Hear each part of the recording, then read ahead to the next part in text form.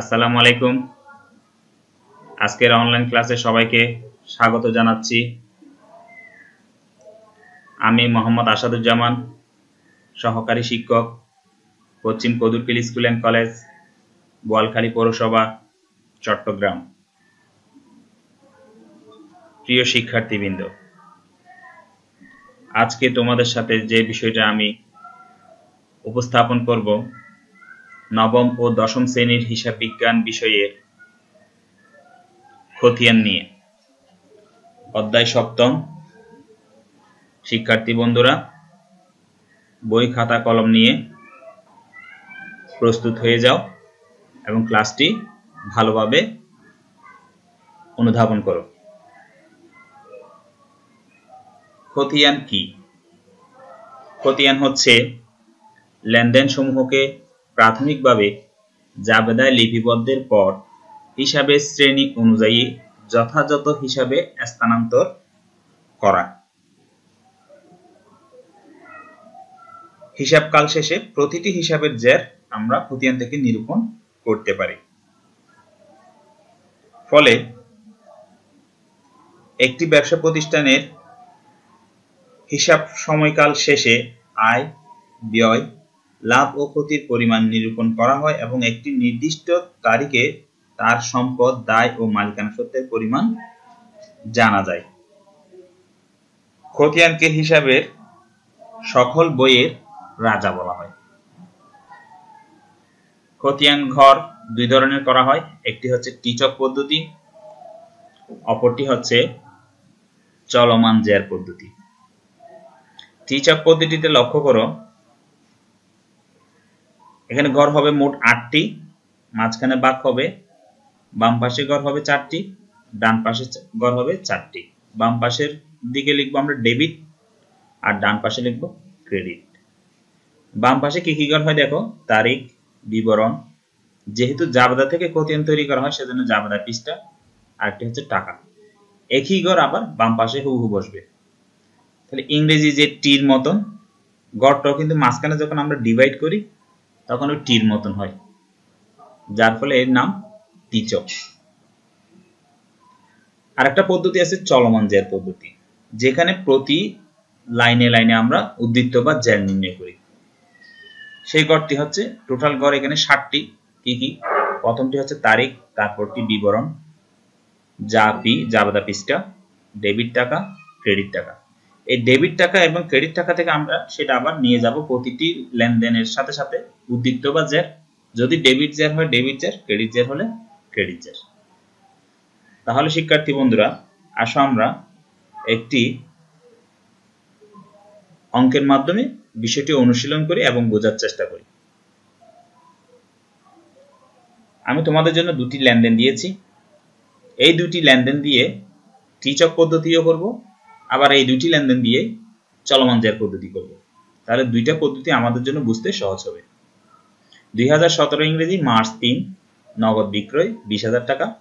অপর লেনদেনটি হচ্ছে মার্চ 10 আসবাবপত্র ক্রয় 15,000 টাকা। তাহলে খতিয়ান করার আগে আমাকে এই লেনদেনগুলো জাবেদায় লিপিবদ্ধ করতে হবে। জাবেদার ক্লাস তোমরা পূর্বে করেছো, সেই হিসেবে তোমরা বলতে পারো। লেনদেন থেকে সংশ্লিষ্ট দুইটি হিসাব নির্ণয় করতে হবে। সেই দুইটি হিসাবের যে 5টি শ্রেণী রয়েছে সেই শ্রেণীতে বিভক্ত করতে হবে। সেই শ্রেণী অনুযায়ী হ্রাস বৃদ্ধি হলে ডেবিট এবং ক্রেডিট নির্ণয় করতে হবে।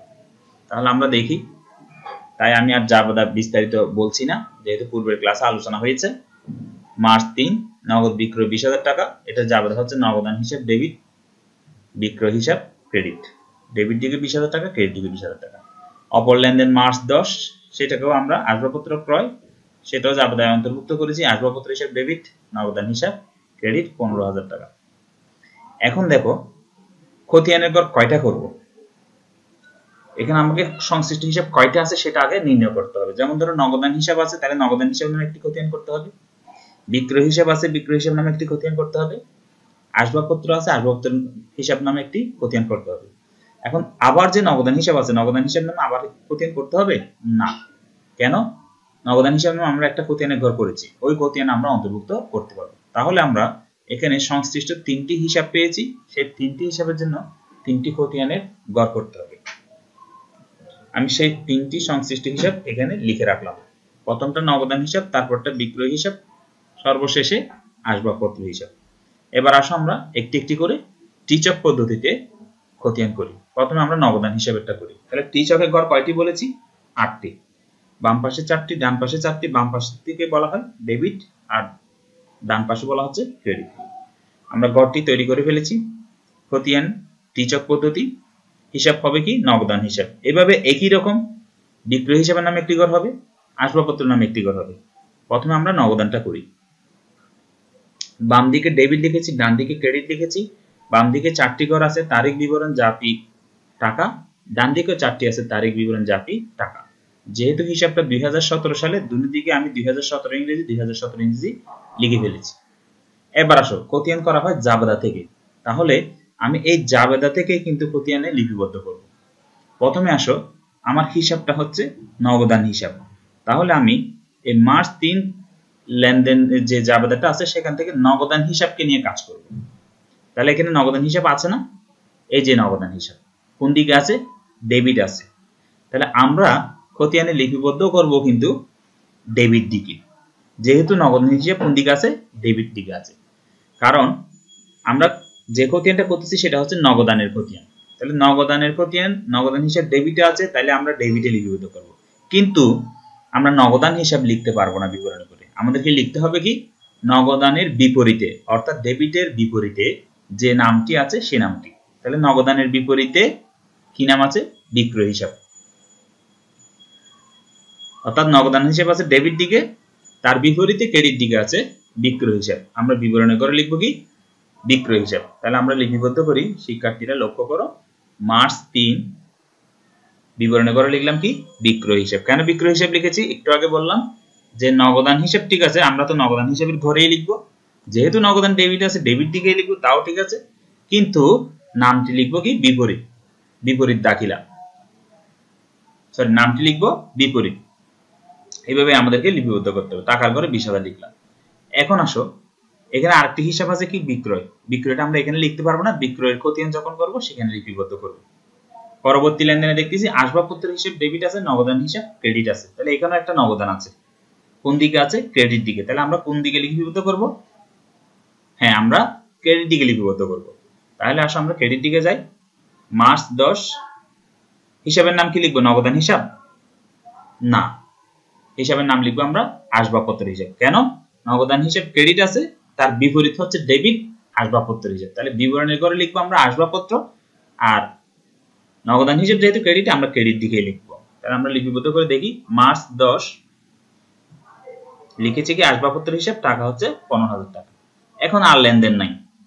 লেনদেন যেহেতু দুইটা ছিল, দুইটার জাবেদা করা আছে। এখন যেহেতু আর নাই, তাহলে আমাকে কি করতে হবে? এখন দুই দিকের যোগফল সমান করতে হবে। কিন্তু শিক্ষার্থীরা লক্ষ্য করো, ডেবিট দিকে আছে 20,000, কিন্তু ক্রেডিট দিকে আছে কত? 15,000। তাহলে কি দুই দিকের যোগফল সমান হলো? সমান হয়নি। এখন আমাদেরকে সমান করার জন্য কি করতে হবে? তাহলে আমি দুই দিকে যোগফল লিখে রেখেছি আগে থেকে 20,000 20,000, কিন্তু দুই দিকে সমান নাই। যেদিকে কম আছে টাকা, সেদিকে আমরা সেই কম টাকাটা লিখবো এবং সেটার নাম দেব ব্যালেন্স সিডি। এটা তোমাদের বইতে আছে। ব্যালেন্স সিডি অর্থ হচ্ছে, সিডি পূর্ণরূপ হচ্ছে ক্রেডিট ডাউন, অর্থাৎ নিচে নিত। এবং ওইটার তারিখ হবে যে উক্ত মাসের শেষ তারিখে, যে মাসের লেনদেনগুলো হচ্ছে সেই মাসের শেষ তারিখে। তাহলে আমরা একটু দেখি। মার্চ মাসের শেষ তারিখ হচ্ছে 31, সেজন্য 31 মার্চ লিখেছি। যে টাকাটা কম, অর্থাৎ 5,000 টাকা ক্রেডিট থেকে কম আছে, সেই 5,000 টাকাটা লিখলাম। এই টাকার নাম দিতে হবে কি আমাকে? ব্যালেন্স সিডি, অর্থাৎ ক্রেডিট ডাউন। এটা পরের মাসের প্রথমে নিত। ক্রেডিট ডাউন হচ্ছে কি? নিচে নিত, অর্থাৎ মার্চের নিচে কি আছে? এপ্রিল আছে। আচ্ছা, তাহলে এখন দুই দিকে যোগফল সমান হলো না? এদিকেও 20,000 হলো, এদিকেও 20,000 হলো। এই যে সিডি কে এখন আমাকে পরের মাসে নিতে হবে। তাহলে মার্চের পরে কোন মাস? এপ্রিল। আর সিডিটা কোন পাশে আছে? ক্রেডিট পাশে। এটা চলে যাবে কোন দিকে? ডেবিট পাশে। তাহলে দেখো, ডেবিট পাশে এপ্রিল 1, আগে ছিল ব্যালেন্স সিডি, নিচে নিত। আর এখন লিখবো কি? Balance BD. বিডি হচ্ছে কি? ব্রট ডাউন, অর্থাৎ উপর থেকে আনিত। উপর বলতে গেলে এপ্রিলের আগের মাস হচ্ছে কি?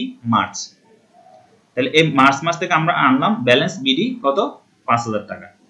এইভাবে আমরা টিচকের ক্লোজিং করে থাকি, ব্যালেন্স করে ক্লোজিং করতে হয়। তাহলে নগদান হিসাবেরটা কাজ শেষ। এরপর আমরা যাব বিক্রয় হিসাবেরটা, তারপরে আসবাবপত্র হিসাবেরটা। আসলে আমরা বিক্রয় হিসাবের জন্য একটা খতিয়ান করেছি, কিভাবে করেছি আর বলছি না, কারণ এতক্ষণ আলোচনা করা হয়েছে গড়টা কিভাবে হবে, টিচক পদ্ধতি 8টি গড় হবে করে ফেললাম, এবং বিক্রয় সংক্রান্ত লেনদেন পেলাম শুধু একটি, 2017 মার্চ 3। এখন দেখো বিক্রয় হিসাব কোন দিকে আছে, ক্রেডিট দিকে।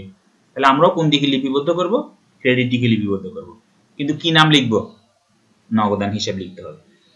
তাহলে দেখো মার্চ 3 ক্রেডিট দিকেই লিখছি, কিন্তু বিক্রয় হিসাব লিখিনি, কারণ গড়টা হচ্ছে এই বিক্রয় হিসাবের, কিন্তু নাম লিখবো যে বিপরীতটা, নগদান হিসাব 20,000 টাকা। এখন কি আর কোনো লেনদেন আছে, নাই, ফলে আমরা কোনো লেনদেন লিপিবদ্ধ করতে পারবো না। তাহলে আমাদেরকে কি করতে হবে, Z10 এ হিসাব ক্লোজ করতে হবে। এখন ক্লোজ করার জন্য দেখো শুধু ক্রেডিট পাশে 20,000 আছে, কিন্তু ডেবিট পাশে কোনো টাকা নেই, কিন্তু দুই দিকের টাকা আমাকে কি করতে হবে, সমান করতে হবে। ঠিক আছে, আমি সমান করে দিলাম, ডেবিটও 20,000 লিখলাম, ক্রেডিটও 20,000 লিখলাম, কিন্তু এখানে দেখো ডেবিটে কি কোনো টাকা আছে, 20,000 টাকা আসলো কোত্থেকে, এমনি এমনিতে টাকা আসতে পারে না। তাহলে আমরা একটু আগে বলেছি আমাদেরকে ব্যালেন্স করতে হবে। ব্যালেন্স করতে হবে কিভাবে, যেদিকে টাকা কম আছে সেদিকে আমরা উক্ত মাসের শেষ তারিখে ব্যালেন্স সিডি দিয়ে টাকাটা লিপিবদ্ধ করতে হবে। তাহলে মার্চের শেষ তারিখ হচ্ছে 31, আমরা ডেবিট দিকে 20,000 টাকা, এখানে কোনো টাকা নাই, সেখানে 20,000 টাকা লিখবো। মার্চের 31 তারিখ দিয়ে কি দিয়ে লিখবো বলেছি, ব্যালেন্স সিডি, অর্থাৎ ক্রেডিট ডাউন। তাহলে 20,000 টাকা লিখে ফেললাম, কোন পাশে লিখেছি, ডেবিট পাশে। এই সিডিটিকে আমাদেরকে আবার পরের মাসের প্রথম তারিখে বিডি হিসেবে লিখতে হবে। কোন পাশে লিখবো, ডেবিটে লিখবো না ক্রেডিটে লিখবো, পূর্বের লেনদেনটি কিন্তু আমরা ডেবিটে লিখেছি, এটা কিন্তু আমরা ক্রেডিটে লিখবো। কেন, এটা ছিল ডেবিট পাশে, এটা নিচে নিত, আর এখন লিখবো বিডি, ব্রট ডাউন, উপর থেকে আনিত, অর্থাৎ মার্চ মাস থেকে আনিত এপ্রিল। কোন পাশে, ক্রেডিট পাশে। এপ্রিল 1 ব্যালেন্স বিডি 20,000 টাকা। তাহলে সংশ্লিষ্ট দুইটি হিসাবের কাজ আমাদের শেষ, নগদান হিসাব এবং বিক্রয় হিসাব। এখন আছে আসবাবপত্র। সেই আসবাবপত্র লেনদেনটি আমরা জাবেদায় লিপিবদ্ধ করলাম। আসবাবপত্র হিসাব ডেবিট, নগদান হিসাব ক্রেডিট। খতিয়ানের চক টিচক পদ্ধতি দেখাচ্ছে এখনো, টিচকের পরে আমরা চলমান জার পদ্ধতি দেখব। এখানে দেখো হিসাবের নাম হচ্ছে আসবাবপত্র হিসাব, সেজন্য আসবাবপত্র হিসাব কোন দিকে আছে, ডেবিট দিকে। আমরাও লিপিবদ্ধ কোন দিকে, লিপিবদ্ধ করব ডেবিট দিকে, কিন্তু নাম হবে কি, নগদান হিসাব। তাহলে আমরা ডেবিট দিকে লিখি মার্চের 10, নগদান হিসাব 15,000 টাকা। এবার লক্ষ্য করো এখানে আর কোনো লেনদেন নেই, সুতরাং জাবেদাও নেই, তাহলে আমার খতিয়ানও আর কোনো কিছু লিপিবদ্ধ হবে না। কিন্তু ডেবিট দিকের টাকা ক্রেডিট দিকের টাকা কিন্তু সমান হয়নি, তাহলে আমাকে এখন সমান করতে হবে।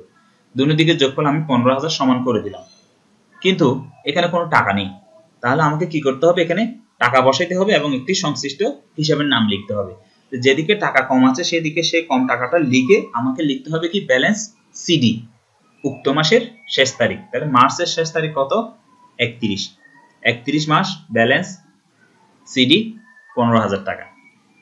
এবার আসো এই সিডিটাকে আমাকে আবার পরের মাসের প্রথম তারিখে ব্যালেন্স বিডি করতে হবে বিপরীত দিকে। তাহলে ব্যালেন্স সিডিটা আছে কোন দিকে, ক্রেডিট পাশে, আমরা লিখবো কোথায়, ডেবিট পাশে। আছে কোন মাস, মার্চ 31, লিখবো কি, এপ্রিল 1। হিসাবের বিবরণে লেখা আছে ব্যালেন্স সিডি, এখন লিখবো আমরা সেটা ব্যালেন্স বিডি, কারণ সিডি হচ্ছে ক্রেডিট ডাউন, নিচে নিত, আর যখন উপর থেকে আমরা আনতেছি সেটা তখন হয়ে যাবে বিডি, ব্রট ডাউন। তাহলে আমরা লিপিবদ্ধ করি এপ্রিল 1 ব্যালেন্স বিডি 15,000 টাকা। তাহলে এই ছিল দুইটি সংশ্লিষ্ট লেনদেন দ্বারা জাবেদা প্রস্তুত এবং টিচক পদ্ধতিতে খতিয়ান তৈরি। তাহলে দেখো এখন আমরা ওই পূর্বের দুইটি লেনদেন দ্বারা জাবেদার করা আছে, এগুলো আমি আলোচনা করতেছি না। আর ডেবিট বলতে আমরা এখানে প্লাস ধরে নিব, ক্রেডিট বলতে এখানে মাইনাস ধরে নিব। আর তোমরা বীজগণিতে করেছো বা গণিতের ক্ষেত্রে তোমরা করেছো, প্লাস প্লাসে কি হয়, প্লাস হয়, মাইনাসে মাইনাসে প্লাস হয়, প্লাস মাইনাসে মাইনাস হয়, মাইনাসে প্লাসে মাইনাস হয়। এই জিনিসটা একটু মনে রাখবে, এটা তোমাদের জানা আছে। এখানে শুধু মনে রাখবে ডেবিট হচ্ছে প্লাস, ক্রেডিট হচ্ছে মাইনাস। তাহলে চলমান জার পদ্ধতি, নগদান হিসাব আমরা 7টি ঘর করে ফেললাম। তারিখ, বিবরণ, জাপি, জাবেদা পৃষ্ঠা, ডেবিট টাকা, ক্রেডিট টাকা, উদ্দীত বা জেড, ডেবিট উদ্দীত, ক্রেডিট উদ্দীত। এই যে এখানে ডেবিট টাকা আছে এটাকে ধরে নিবে প্লাস, এখানে যে ক্রেডিট টাকা আছে সেটাকে ধরে নিবে মাইনাস, আর উদ্দীপ্ত বা জেড, ডেবিট বলতে এখানে প্লাস ধরে নিবা আর ক্রেডিট বলতে এখানে মাইনাস ধরে নিবা। ঠিক আছে? আচ্ছা, নগদান হিসাব আমরা আসো মার্চের 3 তারিখে যাই। এখানে দেওয়া আছে কি নগদান হিসাব, ডেবিটে দেওয়া আছে। তাহলে আমরা বলেছি পূর্বে টিচকে আলোচনা করেছি যে নামটা হবে কিন্তু বিপরীত আর টাকাটা হবে নগদান যেদিকে আছে সেদিকে। তাহলে আমরা লিখি মার্চের 3, কিন্তু বিবরণে করে কার নাম লিখবো? নগদান হিসেবে লিখতে পারবো না, কারণ গড়টাই হচ্ছে নগদান হিসেবের গড়। সেজন্য আমরা লিখবো কি বিক্রয় হিসাব, কিন্তু টাকা লিখবো কোন দিকে? ডেবিট দিকে। তাহলে দেখো আমরা লিপিবদ্ধ করছি মার্চ 3, নাম লিখলাম বিপরীত বিক্রয় হিসাব। নগদান যেহেতু ডেবিটে আছে, টাকাও লিখেছি কোন দিকে? ডেবিট দিকে। প্রথম লেনদেনটি ডেবিট টাকা হলে জেরো হবে ডেবিট জের, প্রথম লেনদেনটি ক্রেডিট টাকা হলে জেরো হবে কি? ক্রেডিট জের। আচ্ছা, এখন কাজ হচ্ছে পরের লেনদেনটি একটু ভালো করে লক্ষ্য করে একটা বুঝতে পারলে বাকি সবগুলো পারবে। মার্চ 10 তারিখে আমরা দেখতেছি আসবাবপত্র নগদান হিসাব। এখানে নগদান হিসাব, কিন্তু আমরা লিখবো কি আসবাবপত্র হিসাব। নগদান ক্রেডিটে আছে, টাকাটা হবে ক্রেডিট দিকে। তাহলে দেখো মার্চ 10 নাম লিখলাম আসবাবপত্র হিসাব। নগদান যেহেতু ক্রেডিটে আছে, আমরা টাকাটাও লিখলাম কোন দিকে? ক্রেডিট দিকে। এতটুকু পর্যন্ত সমস্যা নেই। এখন সমস্যা হবে জেড নির্ণয়ের ক্ষেত্রে। এই যে 15,000 লিখেছি, পূর্বের জেড ছিল কত? 20,000। এখন এটাকে আমরা যোগ করব না বিয়োগ করব? অনেক সময় আমাদের এটা ভুল হয়ে যায়। এটা মনে রাখার জন্য আমি একটু আগে বলেছি ডেবিট মানে হচ্ছে প্লাস, ক্রেডিট মানে হচ্ছে মাইনাস। তাহলে আমার পূর্বের টাকাটা 20,000 ছিল, কোন ঘরে ছিল? ডেবিটে, অর্থাৎ জেডটা ছিল ডেবিটে অর্থাৎ প্লাস। নতুন লেনদেনটি যেটা লিপিবদ্ধ করেছি সেটা লিখেছি কোথায়? ক্রেডিটে। তাহলে খেয়াল করো, পূর্বে ছিল ডেবিট, বর্তমান হচ্ছে কি? ক্রেডিট। পূর্বে ডেবিট, বর্তমান হচ্ছে ক্রেডিট। পূর্বে প্লাস, বর্তমান হচ্ছে মাইনাস। তাহলে প্লাস মাইনাসে কি হয়? মাইনাস হয়। অর্থাৎ 20,000 আর 15,000 আমি কি করব? মাইনাস করব। 20,000 থেকে 15,000 মাইনাস করলে কত হয়? 5,000। বোঝা গেছে? আচ্ছা, এরপরও মনে রাখতে পারো একই হলে যোগ হবে, বিপরীত হলে বিয়োগ হবে। অর্থাৎ জেডটা ছিল ডেবিটে, নতুন লেনদেনটি লিপিবদ্ধ হয়েছে ক্রেডিটে। তাহলে একটা ডেবিট, অপরটা কিন্তু কি? ক্রেডিট। তাহলে হবে কি? বিপরীত, সুতরাং বিয়োগ। আর যদি মনে করো পূর্বের লেনদেন ছিল, পূর্বে জেড ছিল ডেবিটে, নতুন লেনদেনটি লিপিবদ্ধ হয়েছে ডেবিটে, তাহলে এটাও ডেবিট ওটাও ডেবিট, তাহলে একই। একই হলে কি হতো? যোগ হতো। অথবা এখানে দেওয়া আছে সূত্র অনুসারে আমরা পাই প্লাসে প্লাসে কি হয়? প্লাস হয়। এই জিনিসটা লক্ষ্য করবা, এটা তোমার এই জায়গায় যদি ভুল হয়ে যায় তাহলে ব্যালেন্স নির্ণয়ও ভুল হয়ে যাবে। পরবর্তী লেনদেনটি ছিল মার্চ 3 নগদ বিক্রয়, অর্থাৎ বিক্রয় হিসাব দিয়ে আমরা খতিয়ান করব। বিক্রয় হিসাবের খতিয়ান করে ফেললাম। বিপরীত নাম হচ্ছে কি? নগদান। নগদান হিসাব লিখেছি। বিক্রয় হিসাব ক্রেডিটে আছে, তাই টাকাটা আমরা ক্রেডিটে লিখেছি। প্রথম লেনদেন যেখানে হবে জেডটাও সেখানে হবে, তাহলে ক্রেডিটে আছে, জেডটাও হবে কোন দিকে? ক্রেডিট দিকে। এখানে একটা লেনদেন হওয়াতে ঝামেলা নেই। অপর লেনদেনটি দেখি আসবাবপত্র ক্রয়। আসবাবপত্র হিসাব ডেবিট, নগদান হিসাব ক্রেডিট। হিসাবটা হচ্ছে আসবাবপত্র, নাম লিখবো তাহলে আমরা নগদান হিসাব। তাহলে আসবাবপত্র হিসাব লিখলাম নগদান হিসাব। আসবাবপত্র আছে কোন দিকে? ডেবিটে, তাহলে আমরা টাকাটাও লিখবো ডেবিটে। যেহেতু এখানে একটি টাকা এবং প্রথম লেনদেনটি ডেবিট করে বসেছে, জেডটি হবে ডেবিট করে। তাহলে এই ছিল চলমান জার পদ্ধতিতে খতিয়ান নির্ণয়। আমরা দুইটা পদ্ধতি দেখে নিলাম, ভালো করে অনুশীলন করবে, বোঝার চেষ্টা করবে, না বুঝলে প্রশ্ন করবে। এবার তোমাদের জন্য একটি বাড়ি কাজ রইল। বাড়ি কাজটি তোমরা ছবি তুলে নাও এবং এটা বাড়িতে অনুশীলন করবে। সবাই ভালো থাকবে, সুস্থ থাকবে। আজ এই পর্যন্ত, সবাইকে ধন্যবাদ।